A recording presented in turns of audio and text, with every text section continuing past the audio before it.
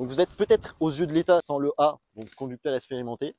Et aujourd'hui, on va vous prouver que c'est tout le contraire. Aujourd'hui, on va voir 5 conseils de pilotage pour améliorer sa conduite de tous les jours sur la route.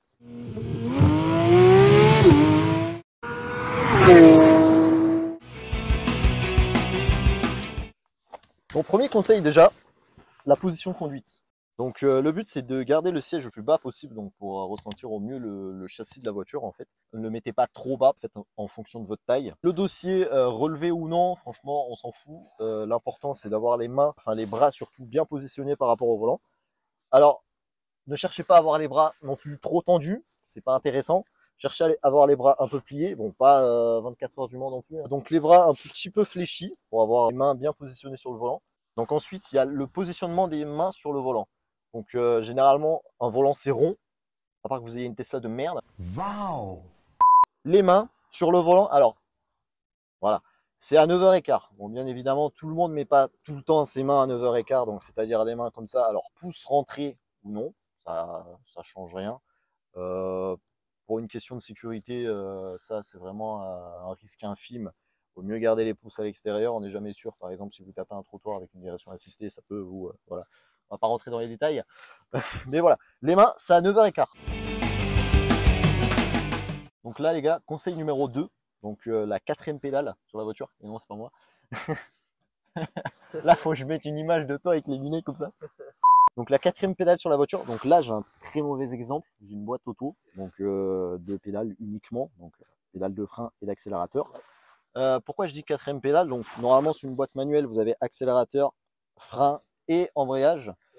Cependant beaucoup ne savent pas ou ont oublié la présence de ce truc, hein, ce qu'on appelle un repose-pied. Alors un repose-pied c'est vachement important dans la conduite en sport auto et dans la conduite de tous les jours. Je vais vous expliquer pourquoi. Alors un repose-pied, généralement, bon, généralement tout le monde pose son pied consciemment ou inconsciemment, c'est pas le but. Mettre son pied sur le repose-pied, ça va servir simplement à forcer et donc caler plutôt nos lombaires, c'est ça, au fond du siège.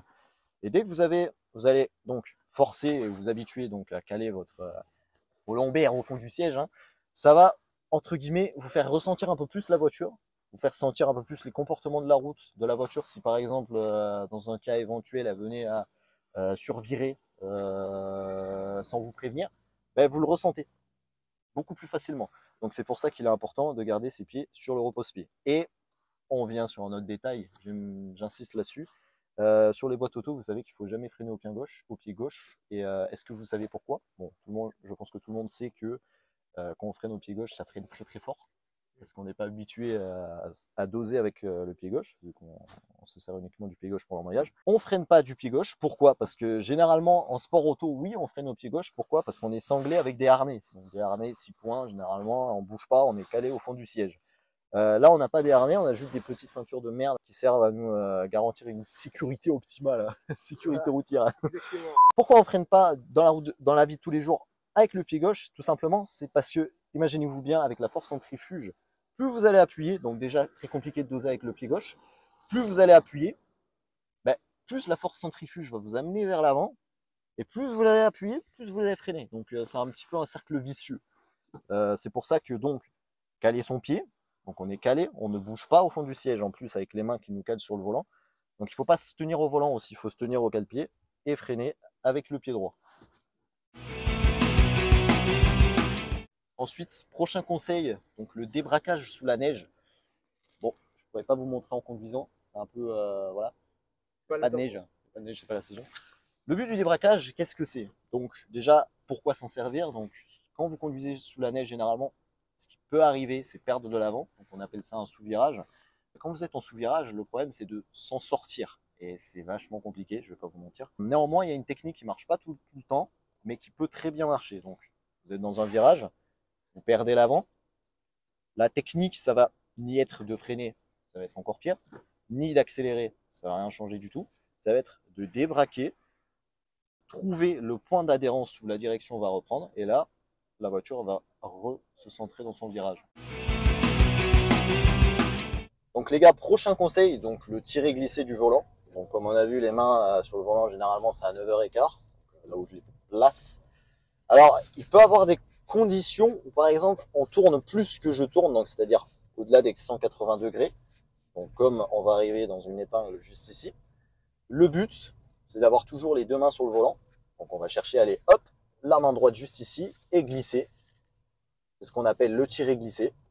Là pareil, hop, on débraque. Donc le but dans le tirer glisser, enfin le but quand on tourne un volant en général, c'est de se servir de la main vers, donc là, par exemple, virage à gauche, je me sers de la main gauche. Je vais aller chercher avec la main gauche, hop, tirer. Et je me sers, je force, je tire le volant. Donc on dit, on tire le volant, on ne le pousse pas. Donc on tire toujours avec la main en direction du virage. Donc par exemple là, un petit virage à droite, si je peux dire, on va se servir uniquement de la main de droite, hop, pour braquer. Vous voyez? Je ne peux pas faire ça, quoi, avec la main gauche. Ça, c'est non. Autre virage à droite, hop, je me sers uniquement de la main de droite. La main de gauche ne sert à rien, elle sert juste à sécuriser en cas où il y a un obstacle ou un truc à la con. On n'est pas, voilà. Main gauche, pareil, hop. Et comme je l'ai dit, si vous devez tourner à plus de 180 degrés votre volant, donc c'est tirer glisser, hop. Donc la dernière technique, bon, je vais pas pouvoir vous la montrer précisément sur cette voiture, vu que c'est une boîte auto, c'est un peu, voilà, je suis un peu désolé de ça. La dernière technique, ça va être le talon pointe, mais on va pas vraiment rentrer dans le talon pointe de compétition, on va rentrer dans l'utilité du talon pointe pour la conduite de tous les jours, par exemple.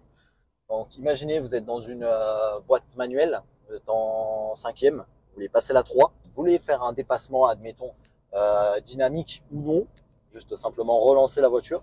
Vous allez faire, dans ce qui est plus logique, passer de la 5, mettre la 3 et relâcher l'embrayage d'un coup. Très mauvaise idée, très mauvaise idée. Ça va entraîner ce qu'on appelle un blocage de pont.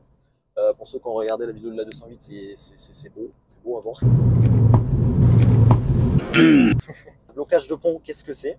Quand vous avez passé de la 5 à la 3, donc vous savez que sur la 3e vitesse, vous avez plus de frein moteur que sur la 5. Et en fait, ça risque de créer un déséquilibre, une augmentation du frein moteur brut et net, qui peut causer un ralentissement important sur le train avant, si vous avez une traction ou une propulsion ou une 4 roues motrices. Le cas le plus embêtant, c'est les propulsions.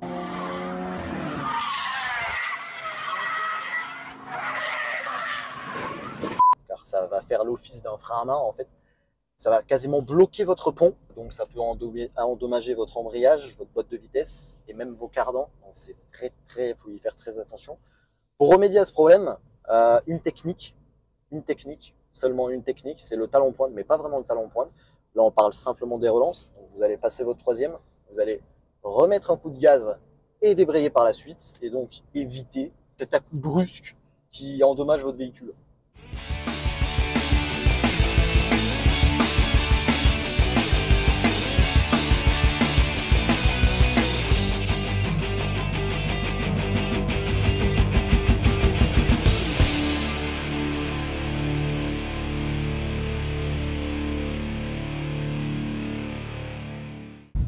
Dans l'âge de glace. C'est la seule chose que tu as à dire.